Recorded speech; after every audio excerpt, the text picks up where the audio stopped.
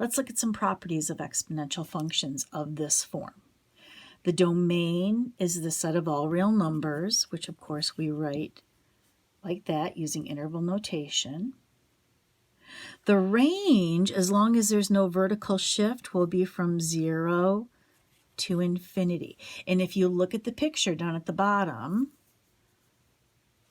you can see that this y equals 0 is actually an asymptote. So it's going to get close to the x-axis, but it's not going to touch it. Okay. There are no x-intercepts. The y-intercept is going to be 0, 1, because whenever I plug in x being 0, it has to be 1. The x-axis, which is the line y equals 0, is a horizontal asymptote as x approaches negative infinity. So as x goes to negative infinity, we're getting closer and closer to that asymptote. For number 4, if you have a to the x and a is greater than 1, it is an increasing function. You can see that it's increasing. And it's also a one-to-one function because it passes both the vertical and the horizontal line test. Whenever you have a graph of this form, f of x equals a to the x, it will always contain the point 0, 1. It will always contain the point 1 comma a, whatever a might be, and it will always contain the point negative 1 comma 1 over a. And you can see that the graph is smooth and continuous with no corners or gaps.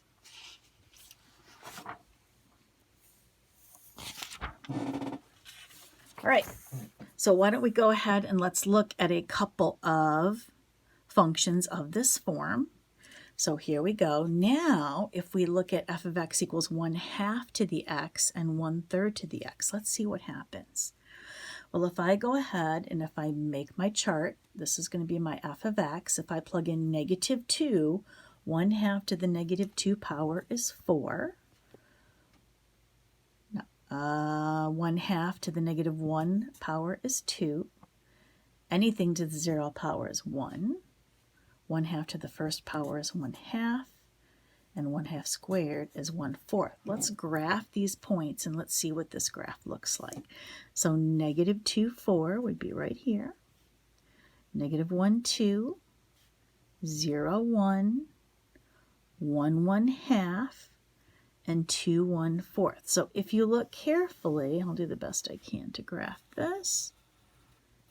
You can see that the x-axis is still an asymptote, but if your a isn't greater than 1, if it's between 0 and 1, it's going to be a decreasing function.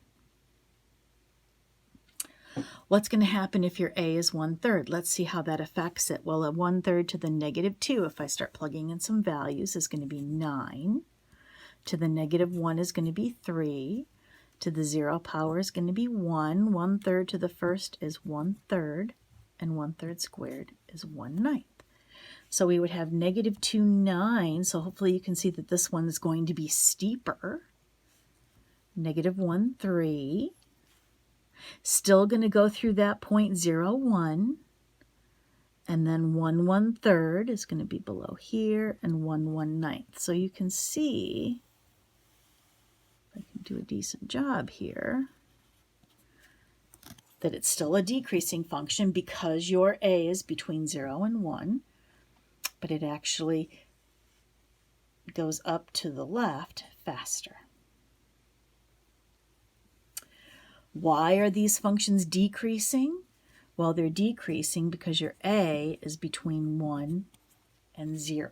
If your a is greater than 1, it's going to be increasing. The domain is going to be all real numbers still. The range, same as before, is still from 0 to infinity. And again, do these functions have asymptotes? They absolutely do. It's again y equals 0, which is the x-axis. So let's look at the properties of this function. And again, with a being between 0 and 1, Well, the domain is still all real numbers, and the range is from 0 to infinity.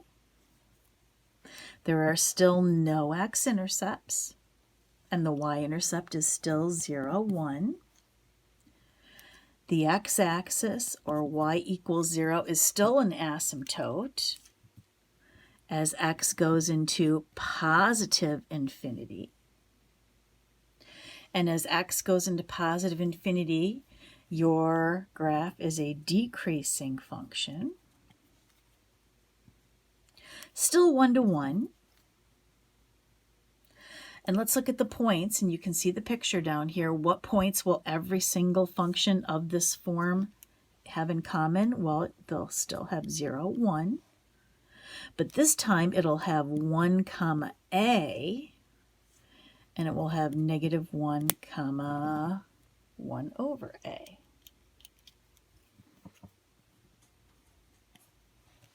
So that will be every function of that form. So let's do a couple of them. So this is the function that we're going to do. So all of those transformations that we had before still apply when you have an exponential function. For example, this minus 4 is going to be a vertical shift of negative 4. What that tells me is that my horizontal asymptote is no longer going to be the x-axis. It's actually going to be the line y equals negative 4. And I like to draw mine in, so I'm going to go ahead and do that. See this x plus 1? There's going to be a shift of negative 1 or negative 1 to the left. This 2 is going to make it extremely steep. So let's go ahead and let's plug in a couple of values. Not too many. So if I go ahead and if I plug in 0, well, let's see. 0 plus 1 is 1. 3 to the first power is 3. Times 2 is 6, and 6 minus 4 is 2. If I plug in 1, 1 plus 1 is 2. 3 squared is 9, times 2 is 18. Subtract 4, I'm going to get 14. I'm getting too high, so there I'm going to start going the other direction. If I plug in negative 1 to my function, that's going to give me 3 to the 0, which is 1. Times 2 is 2, minus 4 is negative 2. If I quickly plug in negative 2, that would be 3 to the negative 1. That's 1/3. Times 2 is 2/3. So it would be 2/3 minus 4, which is negative 3 and 1/3. And I'm going to go one more. If I plug in negative 3, I'm just going to tell you, I'm not going to show you the math. It's negative 3 and 7/9. So notice what's happening with these values. They're getting closer and closer to negative 4. So 0, 2. 114, we'll fake it a little bit. Negative 1, negative 2. Negative 2, negative 3 1/3. Whoops, down here. And then negative 3, negative 3 and 7/9. So you can see it is asymptotic to that horizontal asymptote that I put in there. And it looks something like that. Now, if you look at your grapher, or any calculator actually, you'll notice the E button right above the ln button right here. There's an e to the x power. E, you'll remember from other classes, is a number kind of like pi. It's a number, it's not a letter. And it is approximately 2.718. In fact, if you put e to the first power in your calculator, you're going to get about 2.718. So when we look at this function, know that e is just a number. So let's go ahead and let's plug in some values. Now I'm going to tell you what you get because I'm going to assume that you can plug it into your calculator. But let's talk about the fact before we start plugging in values that this x minus 2 means that there's going to be a shift of 2 to the right. What do you think this negative in front does? It makes it go down like this. It's going to be reflected over the x-axis, just like before in all of our other graphs.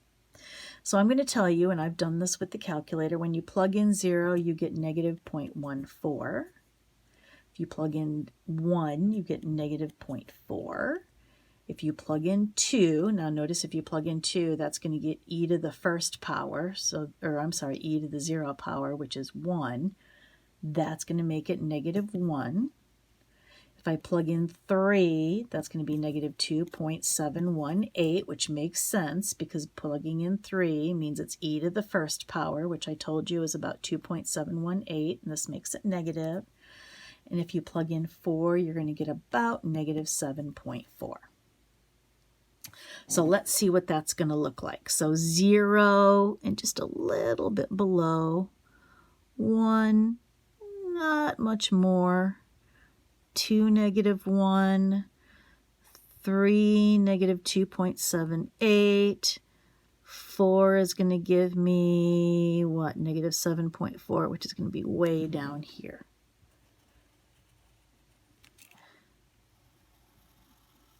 So your graph is going to look something like that. So notice it's reflected because of the negative in front, just like we thought it should be.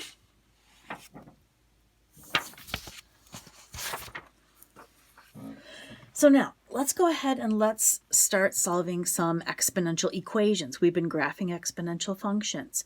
Let's talk about exponential equations. By definition, an exponential equation is an equation that has the variable in the exponent position.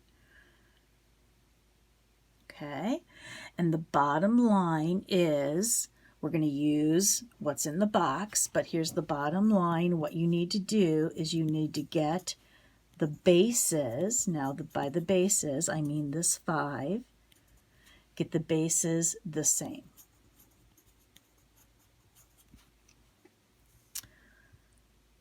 What makes an exponential equation or this equation different? Because our x's have never been in the exponent position. All right, so here we go. It's very simple. To solve an exponential equation, once you get the bases the same, so if a to the u is equal to a to the v, that means that u must be equal to v. The key here is that you have to get the bases the same, and I'm going to show you exactly how to do that. I think I'm going to stop this video and then start another one so we don't get too long here. So we'll start example 5 in just a minute.